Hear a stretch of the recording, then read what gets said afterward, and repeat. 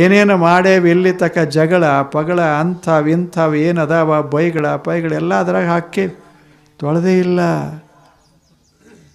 ಅವ ಏನಂದ, ಇವ್ರೇನಂದರು, ಏನು ಮಾಡಿದರು ನಮಗೆ, ಇವರೇನು ಮಾಡಿದರು. ಈಗಲ್ಲ, ಹಿಂದೆ 1000 ವರ್ಷದ ಹಿಂದೆ ಅವ್ರು ನಮಗೇನು ಮಾಡಿದರು, ಇವ್ರು ನಮಗೇನು ಮಾಡಿದರು ಅಂತ ಅದನ್ನು ಈಗ ತಲೆ ಹಾಕ್ಕೊಂಡು ಕುಂತ ಮನುಷ್ಯ ಜೀವನ ಸುಂದರ ಹೆಂಗೆ ಮಾಡ್ಕೋತಾನ. ಪ್ರತಿ ದಿವಸ ದೇವರು ಒಂದಿಷ್ಟು ಹಾಲು ಹಾಕಬೇಕಂತಾನೆ, ಒಂದಿಷ್ಟು ಅಮೃತ ಹಾಕಬೇಕಂತಾನೆ. ಏನು ಹಾಕಿದರೂ ಸಹಿತ ವಾಸನ ತಪ್ಪಲ್ದಲ್ಲ ವಿಷಯಗಳು ಮನಸ್ಸಿನಲ್ಲಿ.